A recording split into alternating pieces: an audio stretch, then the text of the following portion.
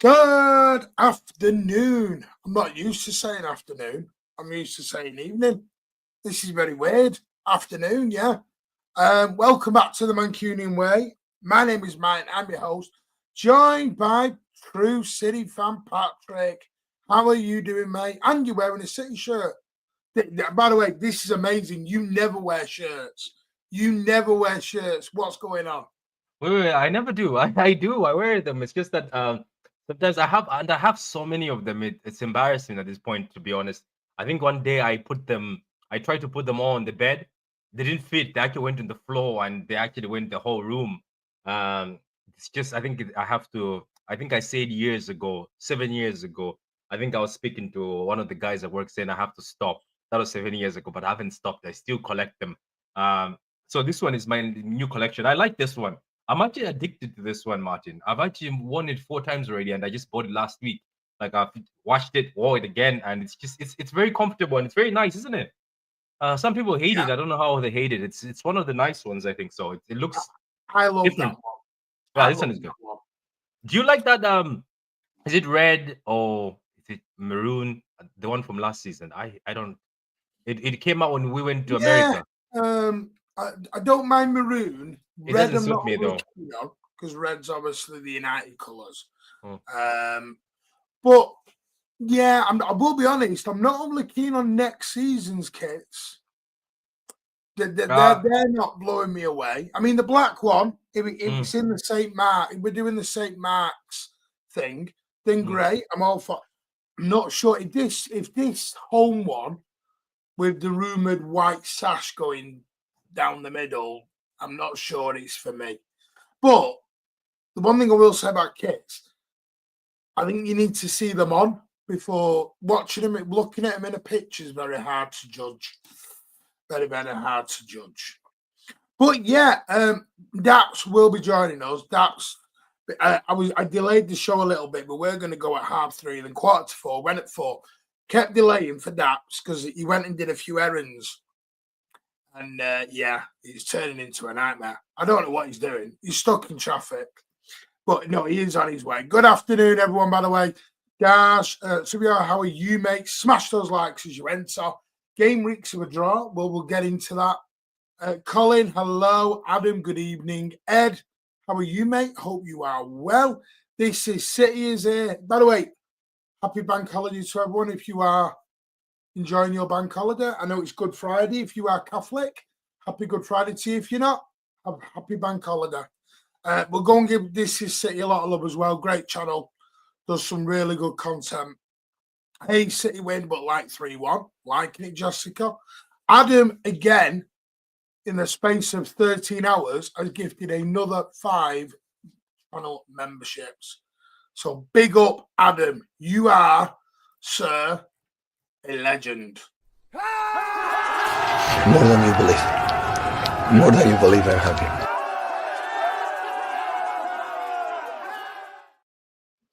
Go and show Luke as well. No, I'm allowed to have a lot of love. We're going to get Luke and Bebo on at some point as well. Big up Martin Patrick on the chat. Good evening. Ed's here. Abdi says, what is your favourite City kit? Is it that one part? No. It's the Aguero one. The one okay. Why I say the Aguero one, because I always remember Aguero. You know, the one that has it also has the golf shirt type of where with the old badge. I have it somewhere here. Yeah, I found it. I found it. I like it. It's just every time I wear it, it just makes me remember that moment. So I have that shirt, the one with the sort of golf shirt thing. It's white and then the blue one. That's one. Yeah. Even though it has a massive stain because of Guinness, the photo it never comes out, but I still wear it. That's the one I like with the old badge. Apart from that, no, it doesn't. Let's be honest, it hasn't been great. Even with, I thought Puma was gonna do us get justice. They haven't brought very fantastic ones. You know, the actual one they brought was the one you know, the one before David Silva left. They brought the classic one. They brought one like from the 60s. I don't know why they never made a jersey like that. I don't know why. The 125 year. Yeah, they never sold it. I don't know if they were selling it. They just wore it. No, they did sell it. You sold it in a, you know, them commemorative boxes you got. Is that it? You got it in one of them. You got it in one of them. But it was an extra, I think, 30 quid. I think it was £125. That was mad. To get it. That was mad. So you had to get a small loan out to get it. You couldn't be a YouTuber. That moon thing was not great. Whatever the moon one they came out with, I didn't like that. There was one for the new moon for the China thing. Yeah, I didn't like that.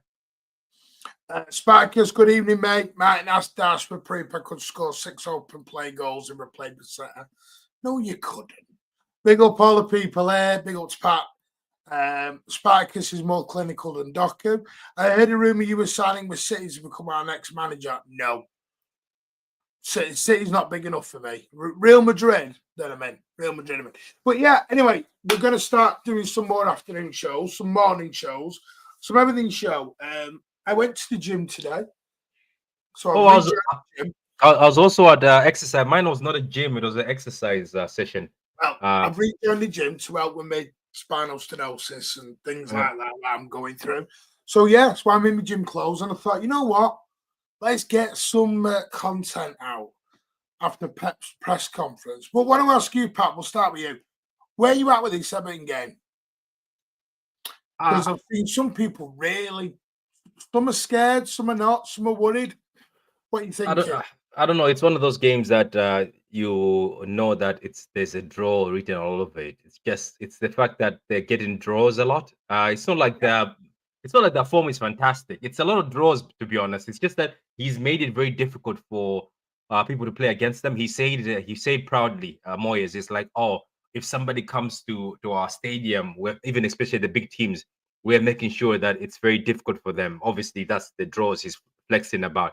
But they're a very physical team, and they will pack the bus as always, regardless even that Goodison Park, and obviously try to hit us on the counter. I don't know. I'm confident. I think the players, look, it didn't start so well against Crystal Palace. It was probably very embarrassing at the point in time where you're like, is this going to be one of those embarrassing days?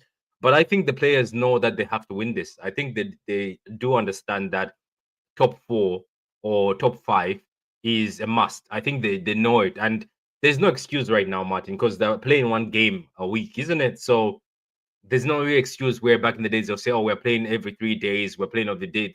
Sometimes we have to, as Pep used to say, sometimes some of these guys have the advantage of resting. I see it's going to be difficult because of Everton. I don't think they're conceding a lot if I was looking at their games, but I think we might end up winning this. We might end up winning this very, very closely. Very closely. I think it might end up being a win very closely. Okay. But don't be surprised if within 5 minutes Everton 1-0. Don't be surprised, because this City team is the new City team is like that. They will like that header against Crystal Palace was just soft. Wasn't it so soft? Obviously, I know that one of the guys was on Edison, and I think that's why Edison couldn't get to it, but very soft goal. So don't be surprised if it's Everton 1-0 and people losing their minds. But I have a strong feeling we're gonna beat Everton. When was the last time people didn't lose their minds? Come on, when was the last time we didn't lose our minds? Whether it's say starting 11, whether it's half time. Because, by the way, some people think a game is only 45 minutes long now. We're 1-0 down and we're getting beat. It's like still 45 minutes to go. Martin, but the Crystal Palace one, there was a moment, because I wasn't even watching it in a comfortable environment, Martin. I watched it in the car because I had to drop off my daughter somewhere, and she was playing and it was raining, so I was in the car. As soon as I switched it on, Martin, the second goal was going in. I was like, the first goal went in when I switched on the match. Then obviously I drove, I switched it off, switched it on again, 2-0. I was just like, no, please, let's not have one of those days. And I think it's more painful, Martin, the way like your man was dancing. I think that hurt me the most. You know, the Everton, the Crystal Palace player who scored the second goal, he was dancing. I was like, no way. Where is the respect? They don't respect us anymore. But I don't blame the fans. It's first of all the lineups. I think let's not all kid ourselves. Even the lineup with Markety in it, even the lineups this season, I think there hasn't been a lineup where you've like, why are we playing that? Like, what's behind that? There hasn't been a stable lineup. It's only now we're having Diaz and Josko being the two stable centre backs. But have we had stable centre backs? No, we haven't had a stable midfield. The midfield has been chopped and changed. The front three chopped and changed. So I think I don't blame people, because I think people right now, even though it's quite funny that I stopped saying it myself, because I was like, why am I calling Gundogan an uncle? I'm 36, Gundogan is 34. How much you've been pushing that? You've been pushing that for weeks about this old man uncle nonsense. No. I am not the. No, I've noticed something about you. I've noticed something about. I'm telling you, this man here alongside me spent 3 years being Jack Grealish's worst enemy, was dead against him. Now there's talk of him leaving. He's suddenly on the Jack Grealish train and driving it, so he wants him to stay. I know this man. This man, if whatever you go with, he just wants the opposite. Yeah. So wait. So now So now the Jack Grealish fan base, they want him gone, and that's when I want him in, isn't it? Yeah, and all the haters now want him back in now. No, but to be fair, it's not even about being looks shameless. It's not even about being shameless. The fact that Martin, if we were honest, right? And I'm being honest. Look, at the end of the day, I have actually felt sorry for Jack, because, as I've said this multiple times in many streams, I believed, and I still believe today that if he was given the opportunity that he was supposed to be given, played as a number 10 at City. Because I believe that this was my belief about Martin when he was coming in. Number 10 jersey, and he's very creative. Let's not lie. People keep saying, what was he at Villa? He was he was a creative player, and he was one of the most creative players in the league. So I believe that when he's coming here, I thought it was the time to start moving on KDB, who was getting injured, and Jack would end up taking over the KDB mantle. But when he came here while Pep obviously and KDB still had a bit of power, and was being played at the number 10. I believe Jack was the number 10. And let's not lie, Martin, regardless what people say, every time I have seen Jack Grealish, even as a midfielder, or even play as a number 10, even if he doesn't have a great game, he still looks better than some of our midfielders. And you sit there and scratch your head and say, why does he insist to push him left? And I feel bad for him, because he said it in his interview. I think it was an England interview, saying, if the manager wants me to play at the left-hand side, I'll play the left-hand side, but I'm more comfortable as a number 10. So when people are doing this list or saying this one has to go, I just look at people saying, yes, I was shameless against Jack as a winger, but I don't put him in my top. He's not even in the top 5 of the players to leave. You get it, Martin? He's not even in my top 5 of the players you'd actually want to. Like, Jack is just 29. Like, you need senior players in here. Jack was a captain at Villa, and he still can bring a bit of leadership in this group. If you're moving on a generation, Why are you moving on a 29-year-old? That's why I said, why are you moving on Bernardo? He's just 30. I know you people said he's old. You said anyone 29 is old. I didn't say Jack is old. I never pointed at the 29. I even fight for Kovacic. I fight for Kovacic and Bernardo. I was like, why do people go point at Bernardo and Kovacic, who are just 30, saying, oh, they have to go? When you're moving a generation, we are moving the others that are actually older than them. Not, you still have to have these senior guys who are 29. Like somebody say, like some people say, oh, we have to get rid of Akanji. We have to get rid of Ake. I was like, you're going to have centre backs that are just young. The oldest centre back will be 27. You're allowed to have a centre back who's 29 in Akanji. You are allowed. And the only reason why Akanji suffered this season, Martin, we know because he was on injections and he was playing with painkillers and he wasn't. But let's not forget, this is the same Akanji who everybody was glazing, saying this is he was one of the best defenders in the Euros. So yes, when I'm hating on Jack, is hating on him for something that I believe I feel bad because I think it's Pep who keeps pushing him left. Yeah, why I think you're right. I think people some have criticised because I think people know the ability the guy's got. And they're like, we know you've got it, show it. He's a baller, though, let's be honest. Yeah, he is. And for me, some of it is on Pep Guardiola as well. Totally misprofiled him. He's not a left winger. I know why he's put him left wing, but he's not a left winger. At Aston Villa, he had the freedom of Villa Park to go where he wanted. So it was a floater for Villa. But I'm just going to, I mean, people said it. Where is it? Oh, yeah. No, right. So what Pep said today, by the way, I'm so glad you mentioned Akanji, because I think some of the disrespect being spoken about him at the minute is borderline slanderous now at the minute. The guy has played 60% fitness all season. He was 40 million quid, and we're talking about him like he's some sort of, absolute dog-awful player. And you said it in the Euros, he was one of the best defenders, not just for Switzerland, but through the whole competition. And I think if you have a fully fit Akanji, you have a different Akanji. I think Akanji's just been rolled out, as Ake has, as Stones has, as every single defender we've had all season has. In that first 6 months of the season, they were getting rolled out, whether they were fit, whether they were injured, no matter what they were just bodies on a pitch. And that's what they were being used for, bodies on a pitch. And as you know, there's only so many times you can stick a painkiller injection in your body.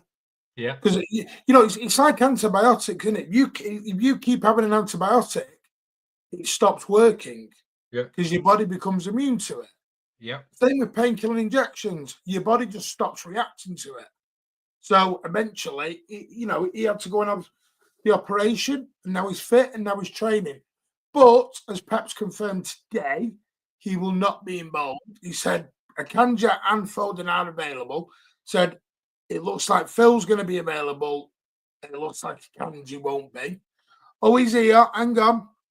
I'm going to bring in my very, very good friend, Stephen. Steve. Fucking knobhead. I'm shit with names, bro. I'm shit with names, though. I'm really shit with names, bro. If you watch it back, the amount of times I called Alan Martin, I called Patrick Martin. I mean, to be fair, it's actually a compliment on you. I just kept calling everyone Martin. I mean, it's a bit worrying now. Do you know what my real dad? Do you know what my real dad's name is? Go on. Martin. Martin. It's a quality name. It's a very underrated name, you know. I mean, it's a weird one. With my real dad, it's like, yeah. Although me and my real dad were okay, yeah, not good things. Like Martin's a shit name because of him, and the star sign Cancers I don't like because of him. Because I'm Sagittarius, so I'm all right. Oh, you're the same as my daughter then. My daughter's a Sagittarius. I'm a December baby. What date?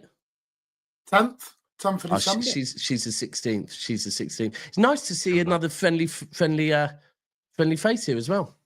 Where's the friendly first face? No. Oh, well, you're not a friend anymore, Patrick. I'm joking. And hearing that, by the way, I knew Martin would have to talk about, and Akanji and Foden are back. Who cares? Keep them away. Oh, he's become a Foden hater. No, I'm not, bro. I am, what I would say is with Foden, I am to a point of I'm looking out for Foden's best interests. Yeah. And I actually, like, I just look at that. I didn't think he should have started the derby, and seeing him come off, I don't think that helps him. And the way I think I put it this morning is, if you start a game, your team's not winning and you get subbed off, then ultimately it's almost like, yeah, you're not impacting the game, so we're going to bring someone on that can, right? Yeah, that's true. Now, if you come on the game, firstly, there's more chance of you being able to impact the game because the game has been stretched. But then secondly, you get to finish the game on the pitch with the rest of the team and you get to leave. And it's not you being singled out, whereas when you're being subbed off, we know substitutions can happen for a million reasons, but the narrative could be, stinker and hooked, right? It's the same as if a player gets rested, he's been benched. No, he's being rested, but it's one of those ones. So I look, I'm very much not a Foden outer. But I am a. We need to help Phil help himself at the moment, and I don't think playing him constantly in a team that isn't firing on all cylinders is a good thing for him. So no. Did you hear what I said earlier though about Morgan Gibbs-White? Do you think there's anything in Morgan Gibbs-White? Or right, it's probably a coincidence, but the fact that him and Phil firstly played together for England, and were successful together for England, but secondly, their friendship off the pitch, that those two things are a bit of a why we're going in for him. Is it for the under 17? Yeah, I saw them. No, they played. I think they played through. There's definitely interest. Perhaps from what I've been told, perhaps why I did for 2 years. But do you think? I'm sure it is a coincidence. It can't just be. Oh, do you know what? Let's bring, as someone said earlier, let's bring Foden a friend to hold his hand and make him feel better. It's not that, but there is relevance to those two. So if anyone thinks, all the conversations with the players we're being linked with at the moment is, how is this person going to work with this person? Will this person work with this person? Well, there's proof in the pudding that Foden and Morgan Gibbs-White can function in the same team because they functioned together for England and were successful for England. Yeah. So there's a 100% there is interest. I think the fee. I also heard a rumor he was house hunting here in Manchester last weekend. Mad thing is, he's not from Manchester, because I was trying to initially, when I saw him and Foden, he was. No, I don't know how Foden. I don't know how he's become the godfather of Foden. See, that's what I was looking at, because they haven't played at the same team. Yeah, weird one. I think it must have just been, sometimes players connect on international duty, and I guess they've both played for England schoolboys from the age of like 14 upwards. So it must have been that. But look, I think, sorry, I know we're talking Everton, but just on it, I like the idea of Morgan Gibbs-White. I think he improves our midfield. But I just think the price for what... He's not Wirtz, right? He's not Wirtz. Maybe he could be as important as an engine, but the price is a lot. That's what it's for. It's the engine. If you know, mentioned last week in a presser, it was some interview he did, and he talks about the engine. We need engines in the midfield. Yeah. Well, that's what I think. Too many people are looking at Morgan Gibbs-White as a 10. He's not for me. Well, so it's because of the way it's reported. I think it's because of the way it's reported that. Yeah, it was reported as him of it. That's the way Armstead did it. And like the 100 million, that 100 million came out from TalkSport.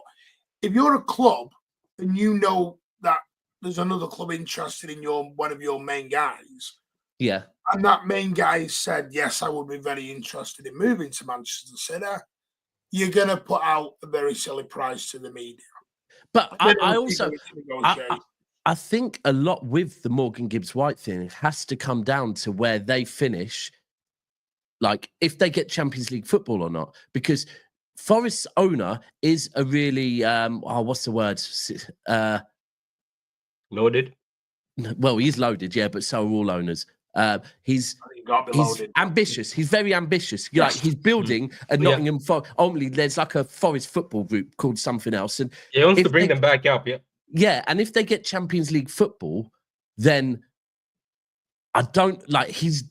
Although I'm right. There's two ways you could look at it. You could look at Morgan Gibbs-White is pivotal to this team. Therefore, if you want to buy him, we want even more money. The other thing could be, I guess, could be a bit like Villa did, and I guess Liverpool did with Coutinho, where, do you know what? Yeah, we could spend 80 million on 2 players instead of 1. But I think it's going to be a lot of money. A lot of money. I don't think that's an issue, because I think we will sell. I think you'll get money, because this is my guess. I think they'll keep Bernardo and Gundo because you get no money for them. Yeah. I think you're looking at your Kovacic, your McAtees, your Nunez's, where you're going to get cold hard cash. So McAtee will probably get, what, 25, 30 million max? Yeah. Well, if he's involved, Forest want him as well. Forest want him. Right. Palace the more players that want him, the better, I guess. Yeah. Leverkusen and Leverkusen want him. And I am interested if, sorry, anyone that's squeaky clean, I am interested that if with Ortega and with McAtee, if we were to do a deal with Leverkusen and there was a bit of naughty business under the table stuff, that maybe we could on the books say that, we actually got X amount for McAtee, when actually do you know what I mean? So the value you're looking for more charges, are you? You're looking. I'm not. I don't want them. He wants just to get cleared and then get another 100 charges. That would enjoying it. Well, hey, we've got a new channel. We are the South Stand. Go and check it out. Yeah, come on. I need some more content. We need some more content. Give us some more charges. No, but I am. So if we get that on him, right? Let's just Nunez. How much do we think we could get for Nunez? I think you'll get 30. I think you get 40. You think 40? Because the league and other teams. Have you noticed that Nunes is a box to box? Have you noticed that there's no box to box midfielders these days? It's rare. Yeah. And I know to us, we look at him as it's Nunes. I have had Man United fans, even Arsenal fans, says we could use that guy. You guys are misusing him. There's a lot of teams that keep saying we could use that guy. And think about this league. Not a lot of midfielders with Nunes, like the beat of Nunes, to run with the ball. Some teams, even Spurs, would. I think if you sell him for 30, you're losing. With you, to be fair, I think that us as fans, we look at things with very tunnel vision. We look at Pep Guardiola from Pep Guardiola's eyes. That he said this guy's not worth it. I think like even with who we should go for, we look with tunnel vision. We don't think about the wages. We don't think about all these other things. We also don't think about the way that that ultimately clubs look at footballers, and they don't just look at his performances, right? And they don't look. They'll be looking at, they will have scouted him for years and years. So I do hear what you're saying, and then he would definitely suit United. I think United he would. But Labour will cost. Labour will cost so much. It's not that. The trouble is with RC, and I'm sorry, everyone's going to hate this, but if you're getting Labour and senior Camavinga or Caicedo, where's your homegrown? Yeah, that's true again. These are selling Walker. Yeah, selling Carson's likely to go. Grealish is going to. That's mad. Is Carson not going to like this? Is Carson actually a homegrown? Yeah. And wait a minute, Martin. Do you think PSG are giving us Vitinha? If we wanted Vitinha, we would have taken him. We're not getting Vitinha. Brighton aren't giving you bloody Labour for less than 120 million quid. Well, do you know what would be sick one day, right? When it's not good for us because we'll be replaced, right? But one day, content creators will be robots, right? And content creators will have sick memories. Ultimately, robots, once they get a bit of information, it's there and they hold it, right? I wish I had that ability to know with everyone that comments, not only on this channel, not on my channel, not on Twitter, not on Instagram, on everything.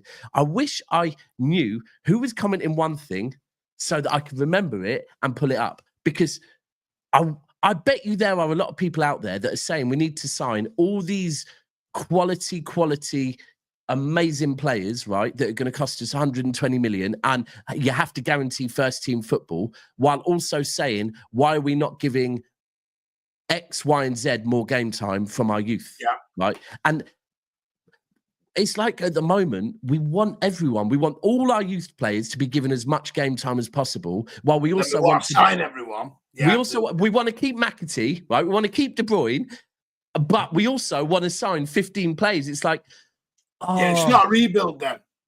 The trouble is, this season, because of the situation, has sent everyone into spiraling out of control. Nobody knows what they want, so they've gone from I want the EDS. Pat knows, including us, by the way. EDS. He's done videos on uncles. He's done videos on new signings. At this rate, we've got a 50-man squad going in with next season. I think it's worth saying as well, by the way, when I'm saying this, I'm not just criticising people that comment. I'm criticising myself, because we are also City fans. We're the same. We're literally like, and we're having to come up with thumbnails and that. And I'm thinking, I've mentioned in thumbnail probably 4 different creative midfielders in the last 24 hours. But do you know how many? I mean, Patrick mentioned, and we will come to him in a minute, I promise. Patrick said so. I'm watching a video of Pat's the other day, and he was spot on. We have literally this Patrick, yeah, in the last 2 weeks.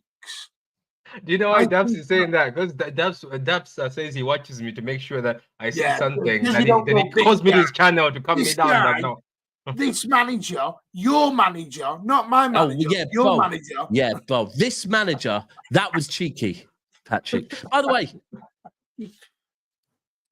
Hey, thank God. Yeah, thank God now he can read. As I've said, where's Wally? We found him. Hey, so Martin, right? When I went in, the last pair of glasses I had, I hadn't just been made redundant, so I had a bit more money, right? So when they were like, oh, you can shave them down, you can have tints. And I was like, yeah, whatever. Give me the works. Give me the full body kit, right? And whereas this time, it was like, I haven't worn glasses for ages, so I went really budget. And they were like, we can shave yours down. I was like, I don't need them shaving down. They were like, we can put the tint in so it doesn't reflect. Nah, I don't need that. Bro, the lenses are popping out the side, and when I put them on, you can see yourself in them. But hey, I can see now. You can see now, and you're not squinting. Yeah, you're a handsome chap, isn't you, Martin? So Martin, what great thing did I say? I'm listening. Well, no. Look, come back to me. You're right. Do you know how many times I've heard, including myself, because I've done this week? Do you know how many times we've flip-flopped on KDB? Oh, yeah. Before the contract announcement, then it got announced he was going, and then for lo and behold, he was brilliant, but it was like the worst time ever to come up with his man of the match performance against Palace. In the same week as announced he's going, made everyone just go, he should be going. He should be going. But this is a thing, right? Right, we do content like this right now. If I do content like this to come on with you guys and disagree with everything you say, have my ears shut, and I know one of my big life issues is that I'm a better talker than I am a listener. I'm aware of it, right? It's something that I'm very aware of. But if we were to come on and ultimately not have a debate, just whatever you say, me go, nah, bullshit, disagree. A 10-minute video, and it's shit, right? Yeah. We are wrong as humans all the time, and people open your eyes to other things that you don't think about, and you're like, do you know what? That's a good point. With De Bruyne, and the main thing is just to admit when you're wrong. Like, bro, I've been one of these people saying, for me, De Bruyne must go in the summer. He's not impacting games no more, and I worry that his legacy at City is going to be ruined by it. The United game, for me, was confirmation. You start him in games, he cannot impact games, right? I did a preferred 11 before the game. I didn't put him in it. People were telling me he should. I gave my reasoning, right? He came on and proved me totally wrong, right? He proved me now, and now I'm going into the Everton game going, he must start. By any means, Kevin De Bruyne must start, because he proved me that not only can he still impact games, but he seems to care more than a lot of our players. And that right now is what we must need. Like, for me, over over De Bruyne, over Bernardo, over Gundogan, over Kovacic, over Foden. De Bruyne must start.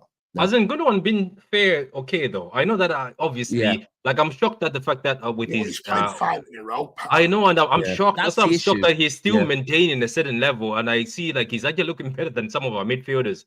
But KDB at United looked like a KDB. This is what I said. I said in one of the videos. I said KDB at United looked like a KDB who was just told the news that we're not renewing your contract. Because that United game, he looked like I don't want to be here. He did look like I'm not interested in this match, you know? Because and it makes sense what you said, that once his brain had, because again, we get told things and we sulk straight away, right? Yeah. We throw our toys out the pram. We then go away and we think about things and probably have conversations with people, loved ones, agents, managers, and go, do you know what? Yeah, all right. And I think that could be, I think that's a really good, it's a mature way of looking at it, Patrick, that he probably has thought about things and gone, it is the right move for him. I think I've always said as well that, because I remember back a couple of years ago, people criticising, it was probably when Aguero left, and rivals saying City never treat their legends with respect. They should they should keep extending their contract and let them retire there. And I've always said I completely disagree. I think we actually treat our legends with respect because we don't want them to. We don't want to offer them. So say De Bruyne's on 400k, right? The disrespectful thing for me would be to offer a legend knowing that he could get 400k, 500k, 600k elsewhere, right? And play and continue to play because it's a lower level. Yep. I think do you know what? We're not going to, it would be a disrespect for us to go, oi, De Bruyne, we want you to stay at City, but we're not going to pay you 400k a week. We're going to pay you 200k a week now. We're going to give you a pay-as-you-play, and you're going to be on the bench, and we're going to use you bit part, right? I don't think that is a way to treat a legend. I think the way to treat a legend is say, thank you.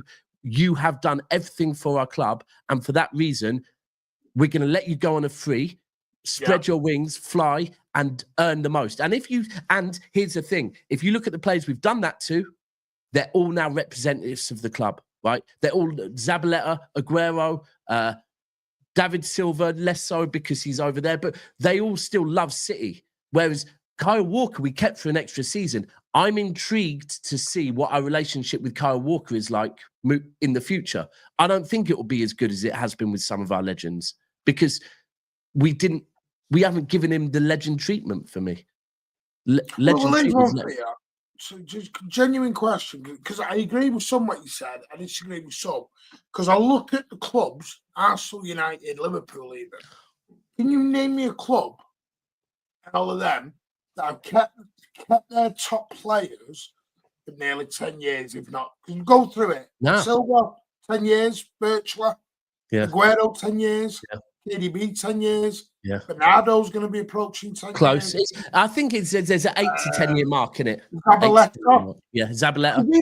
The one thing I've always said, I think we're proud of is we've never sold our. We let them go on a free. We let them go on a free because, and that's what I mean. When you let a player go on a free, right? You're saying spread your wings, go and get that one last payday, right? You've done everything you can with us, and furthermore, you're probably going to go to a club that are going to play you more often than we are. I just think I think that is how it should be with Kevin De Bruyne. By the way, don't you think we should start bringing back testimonials as well? Yeah, I think they got lost during the pandemic. They got lost in the pandemic. Well, the Vinny one did when Vinny had a testimonial and was injured for it. What did you mean when Martin Petrov was man of the match and we all came out and re-signed him?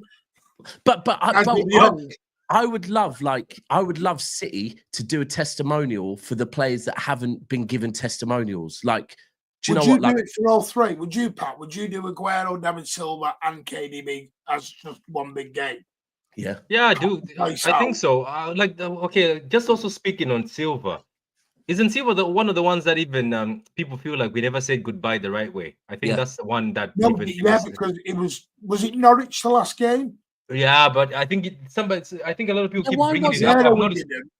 Aguero got the moment where he came on and scored. He almost went out as soon as he started. Yaya got a good one. Remember, Yaya was presented that there was a group of players where Yaya was. He made a speech, but David Silva, I don't think there was ever something like it was a weird one. David Silva was a weird one. Yeah, it was a weird one. I don't know if it was. Was it because? Nah, I would say it was it because he wasn't retiring. It was David Silva. See, Star's got a point here though with the rebuild. What was it? What was it with David Silva? I don't know. What did he? Was it away from home or so? No, it was Norwich City. We beat Norwich City on the final day, but he'd missed a few games before. Because remember, his son Mateo was very ill. Was that his last season? No, that wasn't his last season. And was it also during COVID or just before? No, during COVID. No, Aguero was COVID. Aguero was COVID. That wasn't when Silva's son was ill. That wasn't his last season at us, was it? Yeah. Was it? It was. Do you remember that time they won a game because for him? Yeah, that was the first one. It was the first one that came out. Yeah. No, I remember it, but I don't remember that being his. I thought he had one more season after that.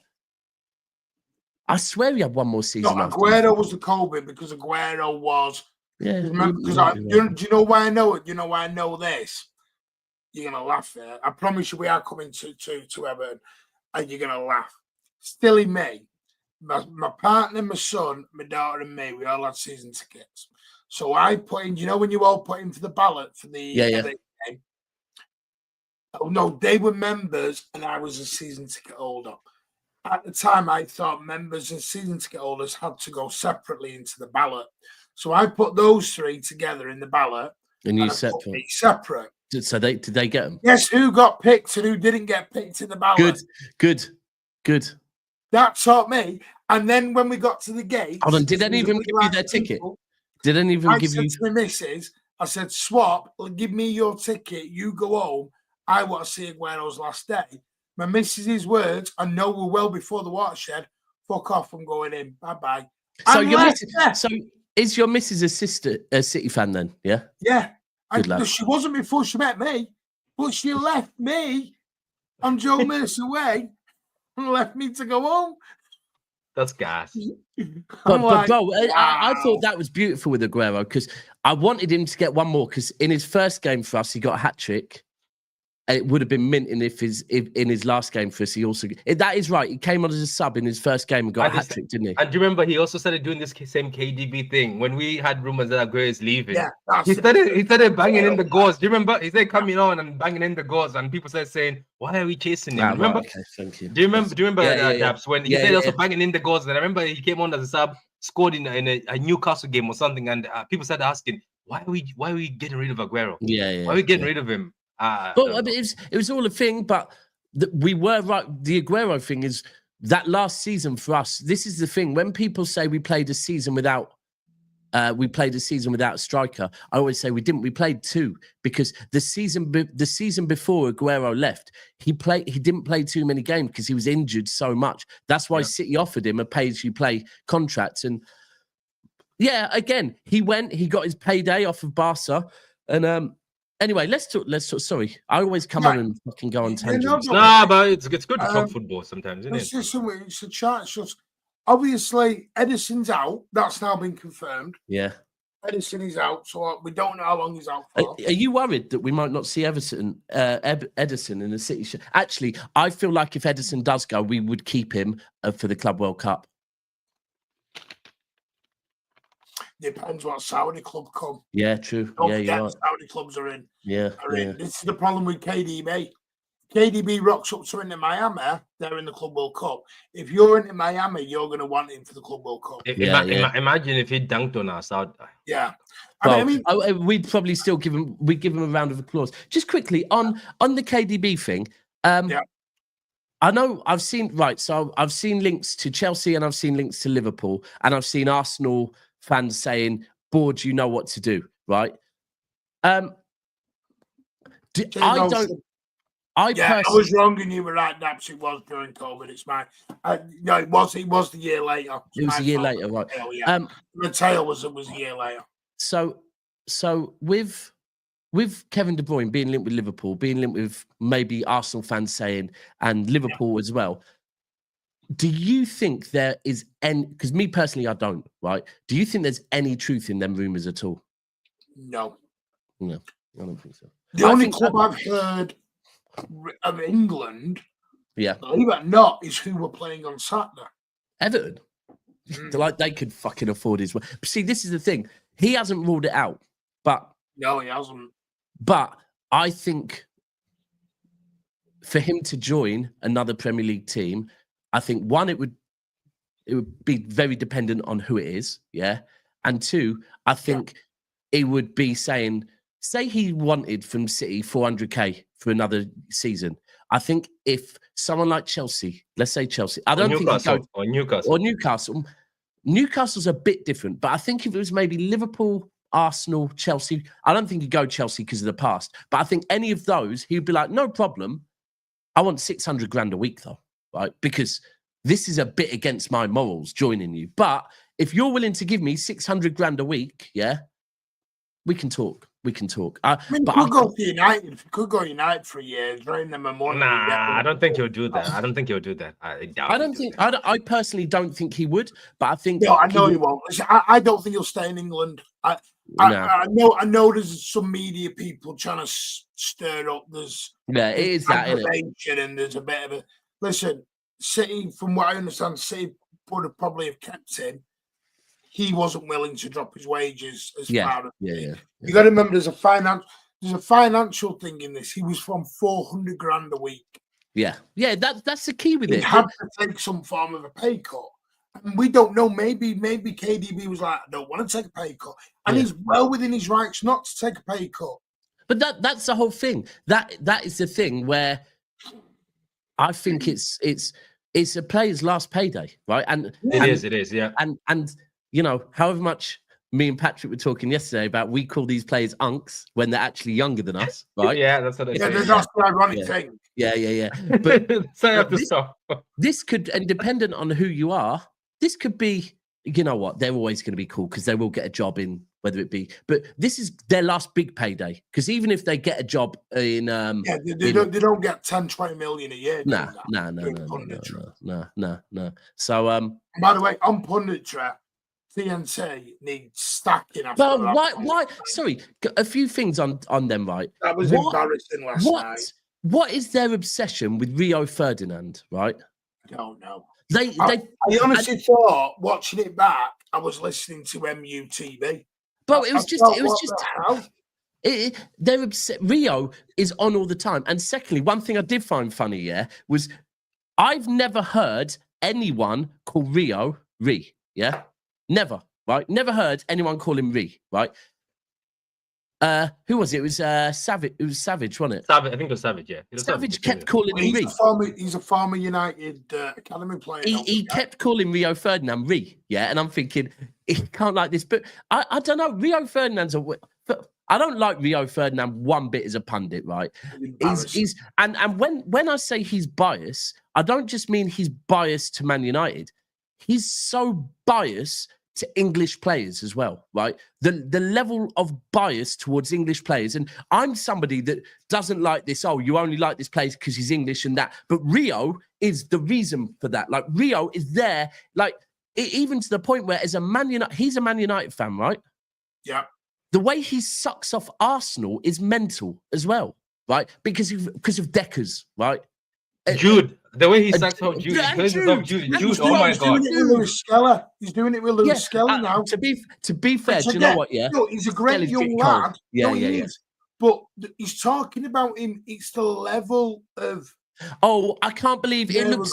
I can't believe he's in the Bernabeu, 18 years old, and he's just calmly walking around on his phone. Right. If that was someone that Rio didn't like, he'd be saying, "Get off your phone, stop using Instagram." It was right? Like he was phoning his mum. What? Yeah. How do you know he was phoning his mum? Yeah. It's just it is. I don't know. Do you know what? Let's be real. Amazon have done the best job of punditry so far. Yeah. I like Amazon. Every time I watch them, I'm like, and do you know where it was more embarrassing, Martin and Dabs? It's the fact where there was a point where there was a shed pool and they were both pulling each other's shirt. He went mad and saying, "That's the shed pool, that's the shed," and they started arguing with each other. I was like, "This is embarrassing." And at the end, then he started laughing. He's like, "Oh, it's not a shed pool, it's Dabo." After they showed there, I was like, "That's like That's like somebody doing a watch along. That's what was happening. It is, And I thought it was a YouTube watch along. If you Yeah. closed your eye, you'd have thought Cass was sat doing the watch along. Well, so Cass Martin, he I know you heard he went in his cave, didn't you? Well, so he was doing a show yesterday on Igal's channel, just after our show last night, and I was just making dinner, and I heard him. The lineup came out, and he was going, he said, if we lose tonight, I'm hammering out, right? He said that, yeah. He then went out there. I went upstairs for a bit, came downstairs, said to Soups, who also lives here, who's also a Red, said, where's Cass? He goes, don't know, he's just gone out there. And then when the game started, I was like, is he coming in? And he was like, I don't think so. He stayed out there watching it all night until they won. I just spoke to Soups. Soups said he did a knee slide. By the way, Soups is a top Red. He's a top Red. He's like. Please tell me you filmed Cass doing that. Please tell me you filmed him doing these slides. I can't. Last time there was a United game, you know when United were, did they go 2-0 down against Everton? Yeah. So it was a Saturday, 12:30 kickoff, and I came down. Soups was here, Cass was here, and Ty, who we run the channel with, who's also a Red. So they were here having their little rag watch along in the lounge, watching it together. And one of them started filming the other one at 2-0. But when I'm telling you, it ended up in a punch up, right, bro? And I'm not meaning a disagreement. It ended up in a punch up, right? I'm sat there hanging from the night before, trying to eat my curry goat, right? And they're trying to throw punches over the top of my head at each other, right? And all it was because one was filming the other one when they were 2-0 down, right? But ultimately, it was because they were losing, right? By the end of the game, I think they won or drew that. And I was just like, well, that fight was over absolutely nothing. But yeah. Anyway, we don't need to talk about last night because it's... just one thing. By the way, yes, no, he did. I agree with that. Yeah, he was. I was having a look earlier, and I didn't realise this. And you know, I'm going to ask you a question. Who are the two teams in the Premier League that everyone says are City's bogey team or we do really bad against? Well, I always think Everton are. Everton and Crystal Palace. Right, so... and Tottenham. Tottenham, Crystal Palace and Everton. Yeah, and the Everton one, recency bias, I believe. No, it's not. Right, I don't know what it is. Crystal Palace, I really do think it's a myth. I'm the Tottenham one is. The Tottenham one is when you actually look at the result. Tottenham one, bar this season, and this season is just an anomaly because everyone's fucking got one over us, right? Bar this season and bar the Champions League, yeah? I don't remember Tottenham beating us at our ground ever, right? It's at their ground, and the crucial thing is at their ground since they moved grounds, right? White Hart Lane was a tough ground to go to, but White Hart Lane, we always got a result. Yeah, we always got a result there. Yeah. It was Tottenham's always a hard game. Everton, do you know what it is? I sometimes think it's standout games. Like I just always remember that Hand of Rod game being a nightmare. Do you know the last time they beat us? They beat us at home. Where, home or away? I know. The last time Everton beat us, actually, no, Pep's first season, 2017. Wow. So I see. This is the thing. If I give you an example of how myths like this happen, I remember New Year's Eve 2 years ago. Right, we played Everton at home. Right, and we drew. Right, but it meant that the league got blown wide open, right? Because was that the one Kyle Walker nearly gave that? Oh, I know it's the one. No, it's a banger. They scored a banger in top bins. Scored an absolute banger top bins. Was it great? Was it great? Was it great? Yeah, Demadi. It was great. And it was when Haaland was doing that. It was Demadi great. Yeah, but we drew that game, right?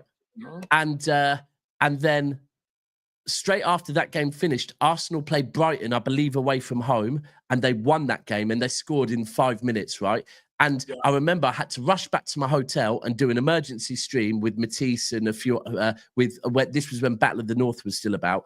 And basically the whole narrative was it was an emergency stream arranged by Matisse, a Chelsea fan. We cannot let Arsenal win this league because we drop points. And at that point, if you think when City used to drop points at home, that was a loss, right? So in your head, you're going, oh yeah, Everton are a bogey team. Well, they only got a point off of us. They didn't. Yeah, they but didn't do win the you game. know why people think so? Because I think when we like the same thing with Crystal Palace. I think Crystal Palace have disappointed us in a few games, but I think City have got Wolves, Crystal Palace, and Southampton. It's not like they're a bogey team, but they just make it difficult. Yeah, we might beat them 3-0, but it's not a comfortable 3-0. It's Well, not you like say that, oh Pat. yeah, No, Pat, you say that in the last 16 games. But he's right, because if you think the last couple of games again, I can tell you. I've been comfortable. Hold on, let me. No, you might have the results. Hold on, you might have the results. However, but you're not comfortable. You're not comfortable in the game. So the most recent game we played, Crystal Palace, we were 2-0 up, right? They nearly Crystal Palace. I thought you were talking about. Yeah. No, so Crystal Palace, that one, we were 2-0 up, right? We were 2-0 up.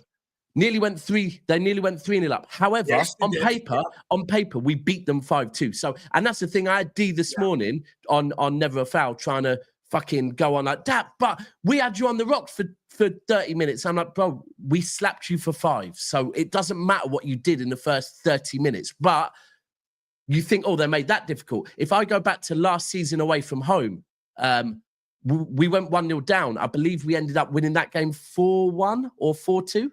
Yeah. Right.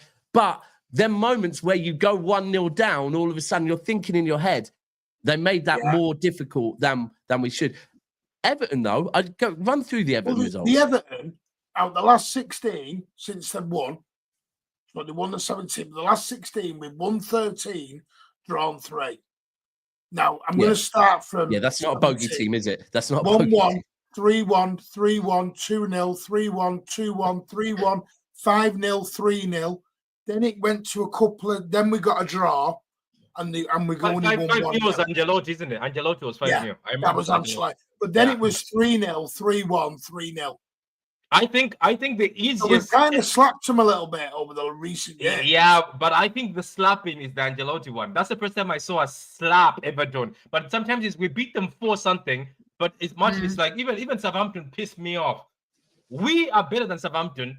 We beat Southampton 5 or 4-0, but that 4-0 for us to just get those 4 goals. I remember the Southampton game; it came out 3-1. Yeah.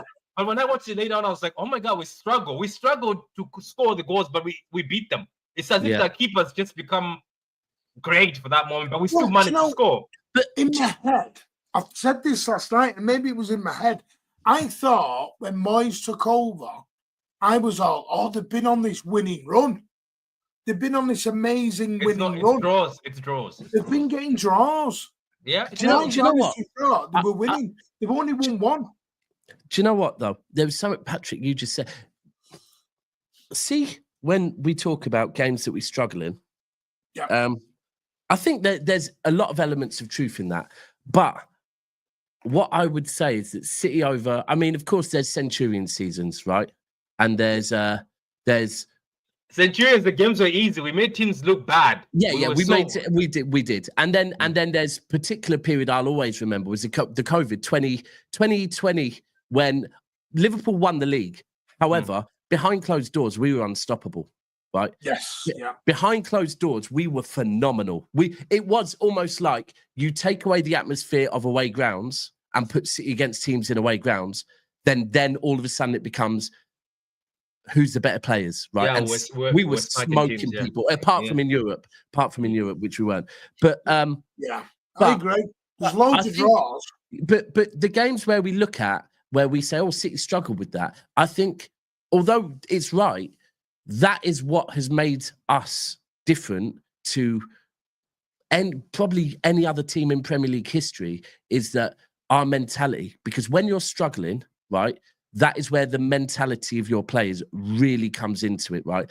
Your game changers, your players, your De Bruynes, your Rodris, your Agueros, your players that even in games that you're struggling to win, you've got that mentality and belief to just get something out of somewhere. And I think that is what, I honestly believe that is what has made this Manchester City 4-peat better than any other Premier League team. It's our mentality to get the job done by any means. I don't think there's ever been a team. I mean, you could say United, maybe they had that mentality as well, but I think that's what's made us stand out, where we haven't looked great in some games, but we just do you know what? Do you know what? That you just reminded me, and I think it's also. I think I understand when Martin sometimes says entitlement, and I accept. I think I got the entitlement. Do you know why, Martin? Let me tell you something, Dubs. We all have, by the way. Yeah, listen. During Centurion season, Martin. Wait, don't throw me in that one, you. Hold on. Patrick, just 1 second. When Martin says he's not entitled, right? Is this the same person that comes on and goes, "Yeah, we easily beat Brighton"? When have I said that? You said that before the Brighton game. Did I? Yeah. When I'm saying I'm worried about this game, you're going, "We easily beat Brighton." Bro, and even right now, look at the Everton one. He's like, it's Everton. Yeah, that's what I'm saying. I'm entitled on results. I'm not for trophies. Do you know? It happens to us all. I know, and Pep Guardiola ruined us. You know why? I was so cocky during the what you remember, Martin, the Centurion and the other season after that. Martin, I used to go to work and switch off I used to switch off the game. Let's say we're playing Brighton or we're playing, let's say, we're playing these other teams. I used to know we're going to smack them, Martin. I would switch on the game later on at 60. I knew we were going to win. Do you remember those times? There was a time when I was so cocky. I didn't even watch it. Sometimes I would go in the bar. I would go in the pub, and people would be like, "Why are you not watching the game?" I'd be like, "Ah." I wasn't like that. I was having a good life. Bro, I personally think YouTube changed me, right? Because it was probably the three-peat. It was the three-peat in Champions League and YouTube that changed me. Before that, I used to often get told on shows, "Why have you not got chest?" And like, I even remember going on shows when we like win the league and say, like, I remember going when we beat Liverpool in 2021-22. I remember going on Coppish, where only a few weeks previous, I'd flown back from Madrid after getting knocked out of the Champions League, had to go rush home, go on a stream to 1,500 Scousers cooking me, right? Then at the end of that season, when we won the league, I went on there and said, they said, "Let's get the elephant out of the room before we move on to talk about other stuff. Daps, what have you got to say to us?" And I said, "Do you know what? I'm not here to cook no one. All I want you to do, because you lot are saying you ran out of steam, right? All I want is a bit more credit for this Manchester City team that are like 5 years deep into this now." Because you were humble. You were humble. And I was like, "I'm not here to cook. All I want is this Pep group of players, because you like win one league and say, 'Oh, we're tired,' right? Well, we won 2 leagues, had 1 year off, then went back and had won. That was our second league. So we won 4 out of 5 at that point. And I was like, all I want is for you lot that want to use the reason we got a bit tired to give Pep and the City group of players more credit for what they're actually doing right now. Because it's not about winning one league. This is the one thing. Even Centurion season, nothing we ever, when we get, in years to come, when people look back at this City period, I don't want it to be about the treble season. I don't want it to be about the 100-point season. I want it to be about 8, 9, 10 years of trying to, like Khaldoon says, trying to compete in every single trophy, not throwing anything. Maybe the last couple of years, League Cup, we've tried to throw a little bit, but predominantly going out to win everything. The fact that Liverpool have never retained a trophy under Klopp, right? Never. We're retaining trophies while doing 100 points, while doing trebles, while doing Champions Leagues. We're doing so many things, and then there's still a conversation about, oh, well, which teams? It's like, come on, man, like, give us a bit more credit. And even our own fan base right now, like, what we have experienced and what we have done in the last 8 years is, it's not just unthinkable to us as City fans, it's unthinkable to football fans, right? Trebles, repeats, trebles are done by very few people in the last 100 years? 4 in a row, yeah. But forget the 4 in a row, bro. If we're just talking trebles and three-peats, there's very few teams that have ever done that, right? We've got to experience all of that, and then one bad season, and we're like we all are now. So anyway, back to Everton. Oh yeah, there's a good question there, Martin, by David. Yeah, no, I'm going to bring that up. I'm just going to do the Super Tuesday memberships. DB, thank you for gifting 5 members, mate. If you did get one, please say thank you to DB or to Adam from earlier on. Big up, legends. Thank you so much. for your kind generosity. Professional idiot is renewed for a 9th month. Yes, professional idiot. I like seeing professional idiot. Because it was professional idiot that kept changing his name for a while, I think, and then he's settled with professional idiot now. Well, you've got a little beef with Devious Ducky, you. I've noticed that. You and Devious Ducky beef. Bro, do you know what it is? Yeah, I react to things so easily. But then I'm guilty of that. This letting the child tell you, I end up in personal spats. Yeah. But I also, once I get to know someone and know what they're like, then it's like, right, okay. And Devious Ducky, I don't know, because I remember when he's been commenting, someone's been saying before he's not actually a City fan. But do you know what? One thing I will say this year that I think for me, Martin, I won't say for Patrick, but for me and Martin, we have been humbled a little bit, not fully. We have been humbled a little bit by maybe some of the City fans that don't agree with things we agree with. So some of the City fans that maybe saw things that we didn't see, maybe. And no, I agree with that. Yeah, because I think we look at it, and this is going to sound, we do look at it with deeper, darker blue tinted glasses. No, it is.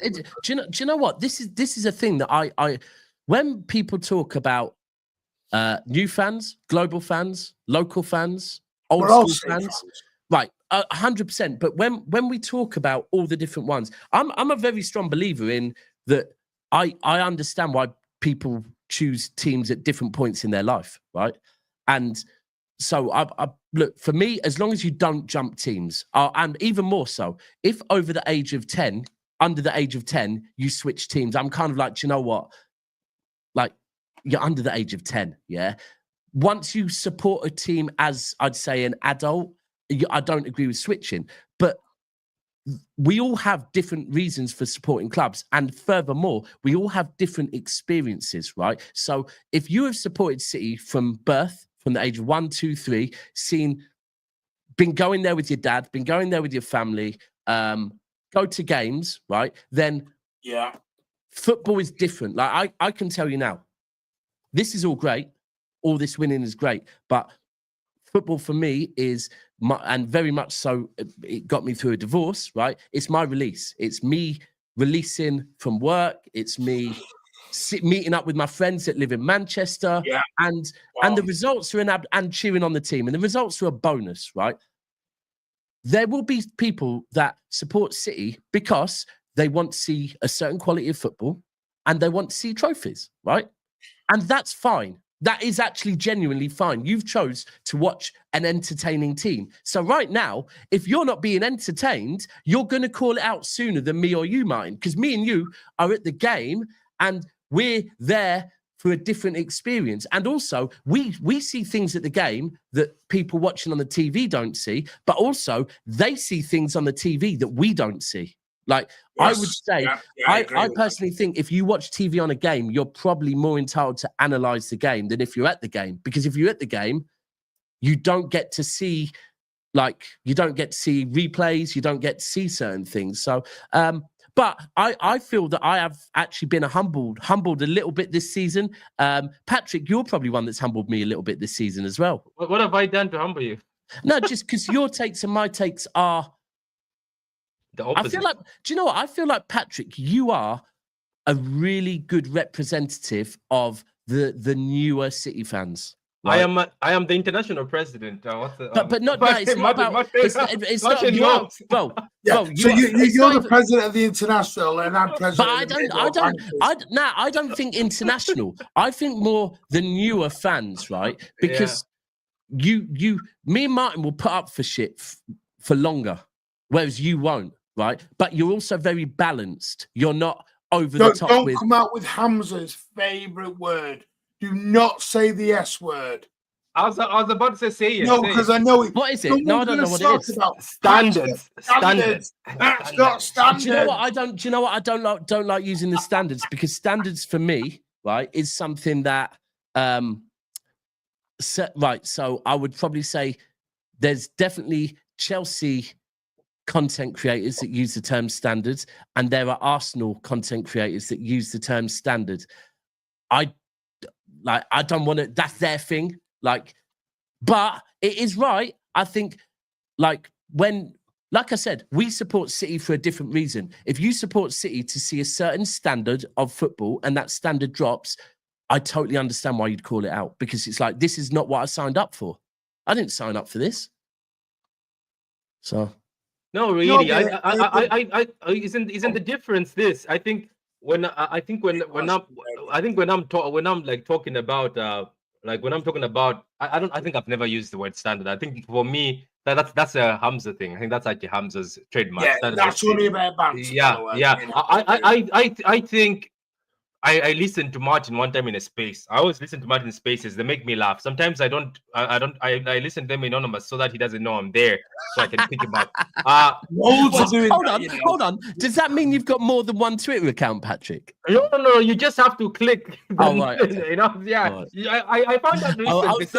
I thought you might be a Doku FC for a second. No. I have so many people message me and they go, that was a great space the other night. I went, you weren't even there. They went, yeah, they weren't listening. No, you just have to click that sometimes, because people used to tell me that, oh, when I do a space, I was there. I was like, were you there? They just hide in there. But I'm saying, I think this season, I've got this following of people who I think have got me wrong. I think majority of people were thinking I'm a pep out person. I was like, no.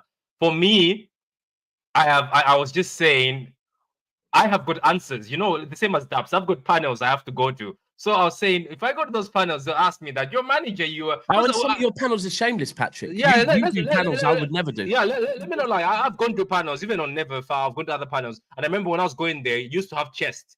Daps, as you say, saying Pep is the best. Who, and people used to keep quiet. But now they're coming at you saying, oh, he's just spending January. He's trying to fix the problem. So I think some people think you're paper, but I'm not paper. I was just questioning. You have balance. Calling this manager. No, but he does have balance. But the other thing is, I do get what you're saying, because I had to explain this to one of my friends that supports Arsenal that doesn't do content, right? And when he sees people like Troops, people like Lee Gunner, right, and the way they talk about Arsenal and the way they talk about Arteta in particular, he's baffled by it. And I said, but bro, here's the thing, that as a man, if Arsenal lose, you, because you don't do content, can ultimately, you might have me, you might have a few of us in a group chat message you, right?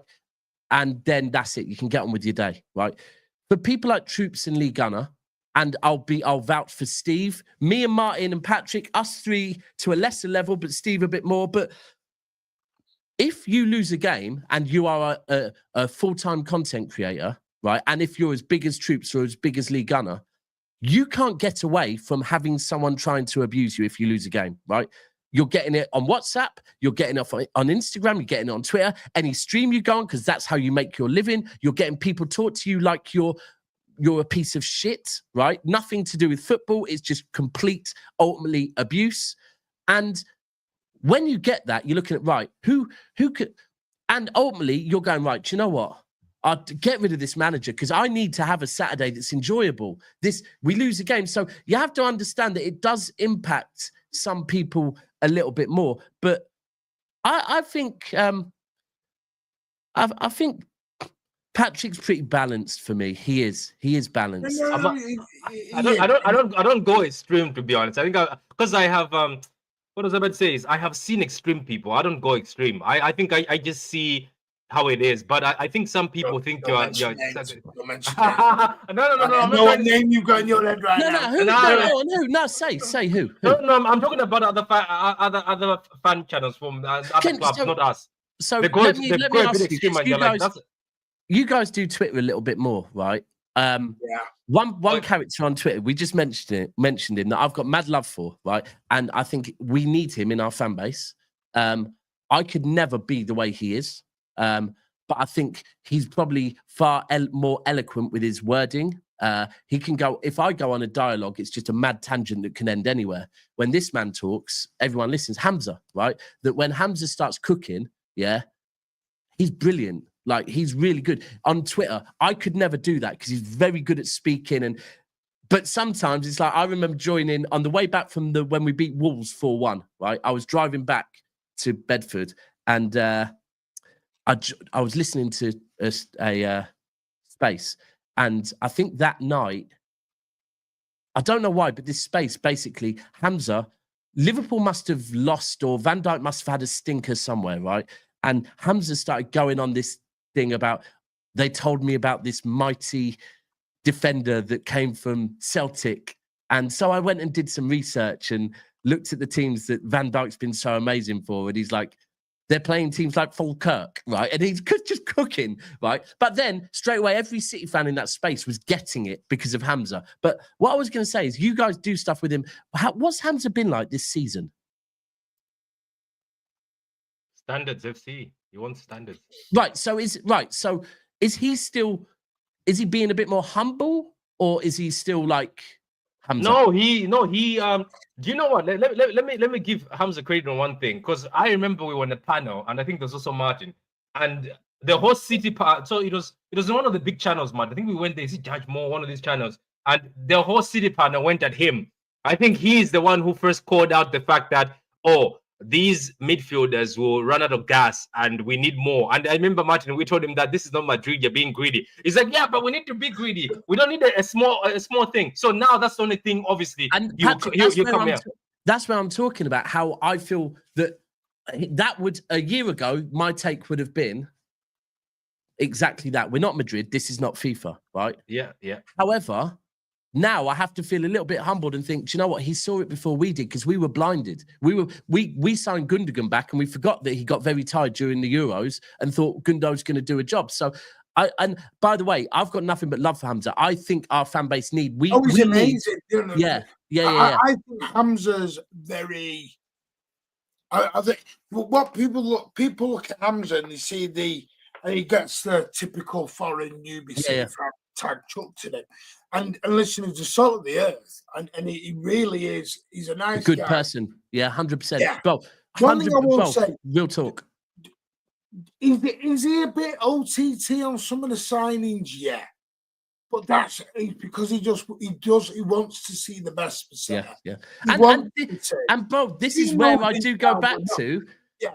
But this is where, bro, a prime example right now would be Real Madrid, right? That Real Madrid fans are livid, right? And it's like, this is mental. You won the Champions League last year. You've done this, you've done that. But I'll tell you what, though, he pumps the chest to Manchester City. Oh, he does. Bro, this is what I mean, bro. He'll tell Arsenal fans and United fans and all this. Martin, that's what I mean. This is where I say we need him. We need our because if me, if some of us were to be on a Twitter Spaces, or like we just get rattled, we get pissed off, and we start talking about old stuff. And I also wouldn't survive. I said to Hamza, I was like, Hamza, fair play to you, because without him, I don't think any of the City fans were going to survive. I came off of Twitter early days when I started doing YouTube because I was losing. Me and George nearly came to blows, like as in literally coming off of shows. Miles from Filthy Fellas. I was arguing with everyone because I was taking it way too personal. And ultimately, I know that I can't always deliver a point brilliantly. That's why I've had to stop Spaces. I've stopped Spaces for now because it was turning into World War III. And as much as I can host, Pat, you know, it's when you've got 100 people trying to get involved, not everyone, some people are a bit more direct. Do you know what I mean? Yeah, 100%. And they will have a go at Hamza. They will have a go at somebody But he takes else. it, Teflon. But he takes it, Teflon. Yeah. And the other thing is it goes like a domino effect and everyone goes into an argument. Yeah, and bro, the thing is as well, you have to be able to do things a certain way. Like with Twitter, like say when Hamza goes on a mad dialogue, right? Hamza would be great on the TV, you know. Bro, yeah, Hamza's and Patrick, you're right. Hamza comes out swinging and representing the club in a way that, like, if I'm being completely honest, if I was to go on Twitter Spaces and try and do that, I am representing Manchester City, treble winners, 4P, 100 points, all the shit we've achieved, right? I would get cooked, right? Because I can't handle it. I'll lose my shit. And this happens even on YouTube. Daps, I'll go on shows as a fucking winner and I'm getting rattled more than people that are losers, right? And that's me. That's just the person I am. Whereas Hamza will go on, and Hamza could go on after City have lost, and he'll win, right?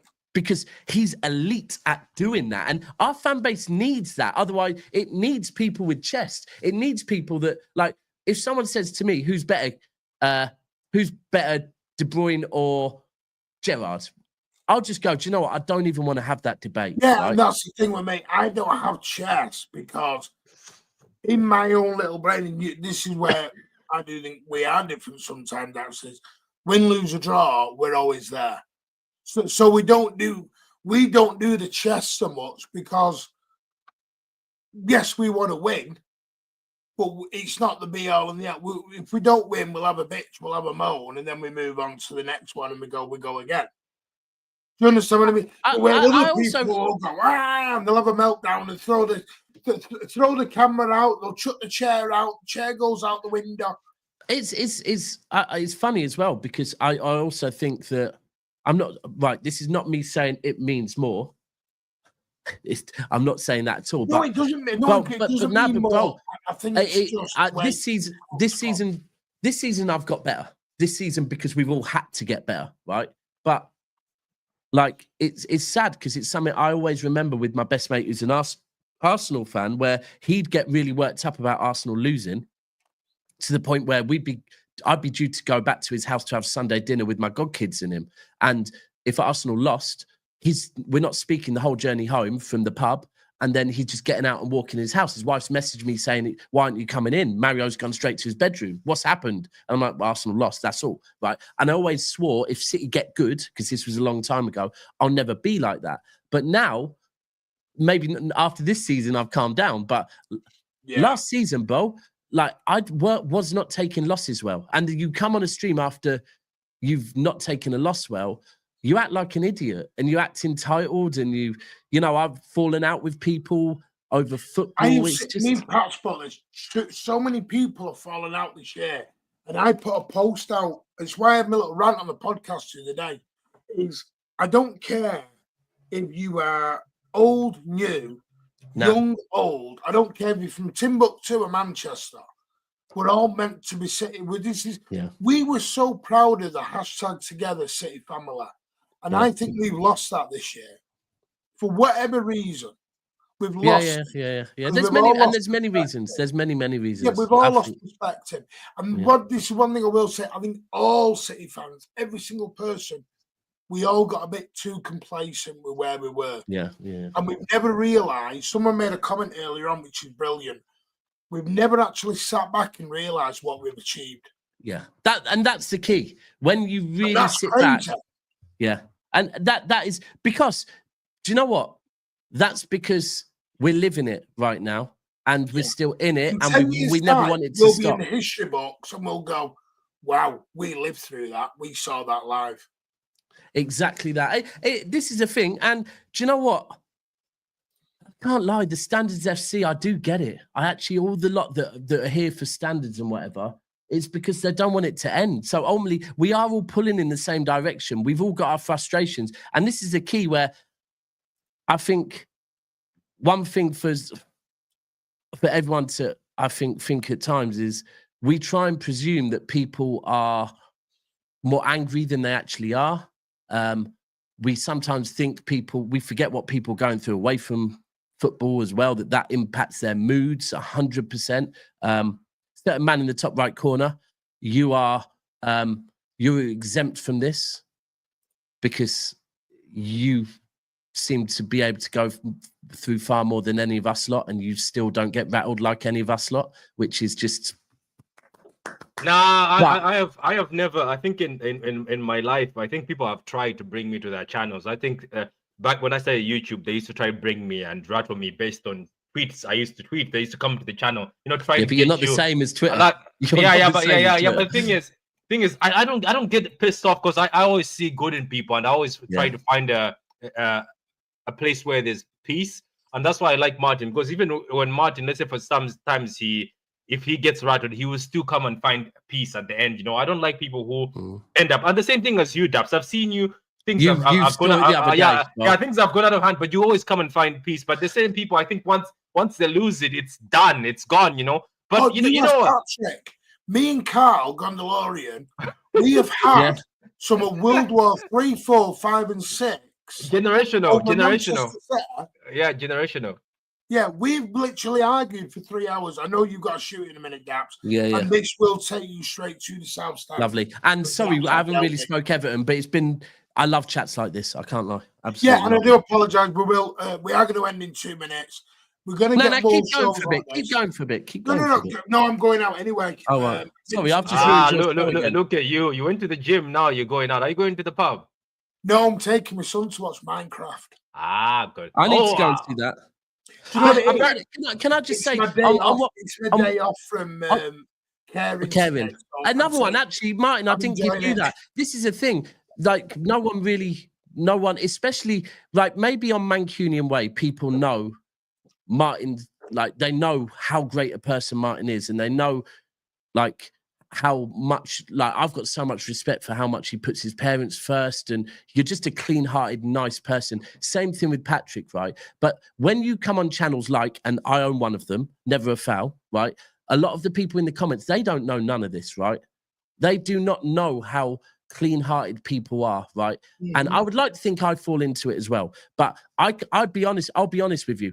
If you see the way I act on certain streams, you'd think I'm an absolute idiot. Right, you'd hate me, and I get why. Right, you'd also think this guy talks too much. He thinks his opinion is more important than anyone else. Right, I get that all the time. I've been aware of it for 42 years of my life. Right, maybe not 42 when I was a kid. I wasn't, but that's just my trait. It's because I'm so eager to have a conversation. I don't think my opinion is more important than anyone else's. I wish I could shut myself up, but I can't. Right, and these are all things that people don't know, and that's where YouTube can be nasty, and they need more clean-hearted people, because people in the comments just straight away. Yeah, this is why I enjoy meeting people, and it's why I enjoy bringing the subscribers onto shows, so I can put names. Yes, bro. I want to meet people. Yeah, because I've always said, and this is not a flex. This is not my channel. This is not Ozzy's channel. This is their channel. Yeah, and you're right, because without the viewers, and this is not super chats, this is just the viewers and the mods, everyone. Without that, there's none of this. But do you know what? Just one quick one before I go. When I got back Wednesday morning to Heathrow, queuing up for passport control, me, my mum, my daughter, my brother. You didn't pay £10 extra, did you? No. Fast track. Bro, I was in business class, bro. I get free fast track. Oh, have you heard it? But and he says YouTube didn't pay much. Oh, remember, I only got made redundant 2 weeks ago, right? And he has got 300,000 sub on the channel as well. But when we went in the family queue, and when we got there, we all handed our passports in, and he's looking at them all, and then he kept looking at my passport, looking at me, and I get why, because in that. For those that don't know, I used to have a top knot. I used to have long hair and a top knot, right? And a even bigger beard. And he's looking at it going, this doesn't look like you, mate. But I reckon... glasses on? No, I didn't have them yet. He goes, but I reckon... But he goes, I'm looking at this picture and it doesn't look like you. And he kept looking. He goes, but I recognise your face. And then I go, who do you support? And he goes, season's not going well for you, is it? Never a foul. And I go... And he goes, oh, no way. Oh. And he goes, and the minute I heard your voice, I recognized your face, Jordan. Yeah. And he said my name. He goes, Jordan. Right. And looked at it and he started laughing to himself. I thought, you little.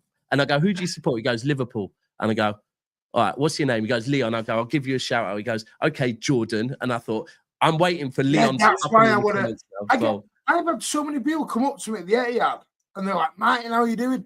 And I feel rude because I'm like, and I want to ask them. And I'm like, the worst, I hate when people call me that, like people introduce me as look like Rich.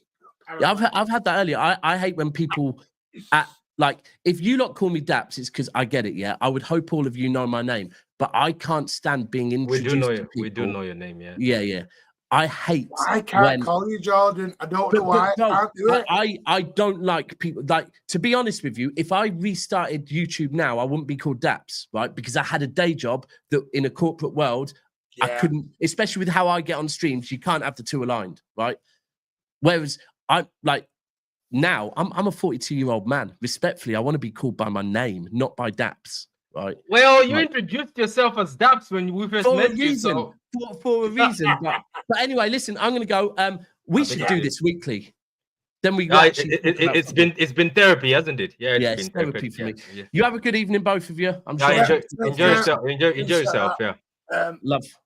Pat. By the way, get over South Sam. This will take you there at the end. There is a redirect on to LB and Daps over on South Stand. Are you good for 5 more minutes, Pat? I am good for 5-10 minutes. It's fine. Right. I did a poll at the start of this, and because I wanted to see where people were at, win, lose, or draw on Saturday. Yeah. And I am going to end it now, just so I can get the result. 70, and I'm just going to get it up. 76% have gone for a City win. 20% draw. Only 3% have said we'll lose. And that is out of nearly 150 people. A lot of people are very confident with this weekend, you know. Really confident. Do you think it's the Crystal Palace game that has brought a bit of confidence in people? I don't know. Because I'll be honest with you, this is the one game I've actually gone with a draw on. I've gone with a 1-1. I think we'll win on Tuesday night. Against Villa? I'm more scared of Villa than Everton, to be honest. No, we're at home. We're at home. I think we'll win all our home games. Yeah, I think the fans are not going to allow, especially the home fan. I know the away fans are very loud and are always very amazing. You can even hear them on TV, but I don't think the home fans are going to allow any defeat this season, isn't it? I think you guys they're not going to allow. You guys are going to allow any defeat this season at home. I think there'll be. I think Pep Guardiola even knows himself. I think he spoke about it that we're going to take the. I don't know. I feel like we might win 3-1, but it's going to be a struggle. 3-1. Yeah, but it'll be a struggle. And as I say, I'm warning people. Don't be surprised if it's Everton 1-0. Don't start crying, please. It might be Everton 1-0. Decore, obviously, as he seems to be playing very well recently under David Moyes. But I don't know. It's just, Martin, we all know that when the team plays a low block, especially David Moyes low blocks, we know that we have a long day. But I think if we score early, having Mamouche is actually good these days. You know why I'm actually loving the fact that we have Mamouche, because he can shoot from far. Because I used to hate it. More balanced. I don't know why. As much as that lineup against Palace, everyone freaked out over. Yeah. I thought it was the most balanced we've looked for a long, long time. What did you like about it? What amazed you about that lineup? Because I thought it was the perfect combination between passing, tempo, and actually having experience and youngsters. And I think Nico Riley and McAtee and Rico gave us that little bit of youth and flair we needed. Nico G knits that midfield together very nicely. And I'm going to be honest with you, Mamouche looks a bit of a problem up front. You know why? Because he moves constantly. Yeah, I think that's... I'm not a Haaland hater. Haaland is the best finisher in world football. Do I think he's the best striker? No. I think he's the best finisher. He's too stagnant to be the best striker. Do you remember what I said? I said it before. I think I was with you. I said that Haaland, ever since he came in, his pressing was never great. Even the treble season, the pressing was more the other guys, you know? It was always the other guys pressing. Sometimes, and he would pick when to press. Remember, he picks when to press. But even if you look at the treble season, there's most of the guys pressing, and then he would take advantage with the through ball. But Mamouche, it's constant pressing, and I think it actually helped with the team. I think that the fact that you had somebody in McAtee who was willing to press, Mamouche willing to press, and maybe that's how we were able to suffocate Crystal Palace in the last minutes. But I don't know. I just see like a 3-1. I feel like it will be a struggle, but I think we'll find goals. I think we will find goals. But don't be for one each. And maybe because I am going to watch the game with a lot of intensity on Saturday. Are you doing a watch along or you're watching it live? No, there won't be a post match tomorrow. But the one thing I will say, you've noticed is we're starting to try and do shows every single day now. Wait, are you doing shows? Are you doing shows every single day? Hopefully, that's the plan. And one thing I will say, because nobody can steal this idea, but me and Baz, through Black and White Eyes, are starting a brand new show starting next year called Oil Brothers, where me and Baz are literally going to do a weekly show, bit of banter as well, just me and Baz, where we're literally going to talk everything like a weekly Premier League thing between City and Newcastle, and it's going to be called Oil Brothers starting next season. We've got panels coming up. There's 3 new panel shows starting soon. I have reached out to some people. What did you say the name was? Exactly. Oh, LB. I saw you in LB's comments. I was laughing. You know, he's nicked me idea, the bastard. I'm joking. Listen, no, it's all were you doing an American panel thing? Yes. Yeah. That's gas. Americans have become treasure, isn't it? I see a lot of Americans on panels. Well, on Wednesday, I think Wednesday, we'll clarify it, will be episode 1 of Blues Down Under. There's going to be a thank you to Steve Lewis, who I'm not sure he might have nipped over Southstand by now. There's going to be a local panel as well beginning, where it's going to be the Mancunian way, literal panel of Mancunians coming on, as well as we're basically going to hit everyone. That's something look. That's something I've actually waited for you to do. I've actually waited for you to find a panel of actually like the local fan base, the older fan base. I would be interested to sit down and watch you guys discuss your like the history of the club. You get there's loads. There's absolutely loads. Because I'm going to be honest with people. The likelihood is I think I've lost my job through my parents. Not through my parents, but it looks like I'm not able. I'm going to have to leave my job. I hope I don't have to. I hope there's some way around it. But the idea is to take this channel full time and go boom with it as big as we can go for you guys. And we want to grow it and grow it and grow it. That's what the plan is moving forward. There's loads of things in the pipeline. If you knew how hard we've all been at this for the last 2 weeks, and late night calls and meetings and all sorts, there is massive plans for this channel, and we want to do collabs with every single city content creator going. Whether you're new, you're small, you've got 100 people, or you've got 5, or you've got 30,000, we want to get everybody involved. Yeah, I haven't seen much of that, haven't you? Yeah, I haven't seen much of that, to be honest. I think I was Martin, I was saying the other day that it's only recently, because I remember at the beginning, Martin, when I started and I was on Ray's channel. I don't know if you know Ray. I used to be on Ray's channel. Yeah, Ray didn't like me. You know why? Yeah, I know. But when I was on his channel back then, a lot of city content creators never did content together. It was always independent, wasn't it? And then I used to always ask the question. LB started for 81. I love oil. Yeah. You know what? Oil Brothers, I love oil. You know what? If LB comes to the show that I love oil, now we're going to find him. Now you gotta find him. You gotta fight him, Martin. You gotta fight him if I love oil. No, but I'm just saying. Now everyone's loving a bit of Ray. Everyone's loving a bit of Ray, here, mate. I know. It's quite. Rain Road days are coming back. Rain Road days is going to come back as well. And basically, we're just putting so many. We've had it told we're going to do loads of stuff. This with me, Daps, and Pat might be a very good show weekly moving forward. We'll have it might be therapy for us to because I'm also not working. Dabs is not working. See, we might call it Friday. See, us three have just we're unemployed at the moment. Yeah, the job is free. The job is free. Let's call it the Friday Job Center. No, I haven't been working in a while too myself. So I think we just have to find a day. Can I just say before we end, I want to say, because I knew you won't like this. It's out in public now. I read some great news. about you in Germany. Yeah, it is actually great because remember I was doubting that that professor. That was the one you were unsure about when I spoke to you. Yeah. I thought it was going to be, but it's fallen within. It's fallen within close where it is. I'm Congratulations on losing your jobs. Thank you very much. Yeah, so I'm happy for that. I can't wait to go. Just ironing out a few things, and that's it. I'll go to him and probably get the treatment.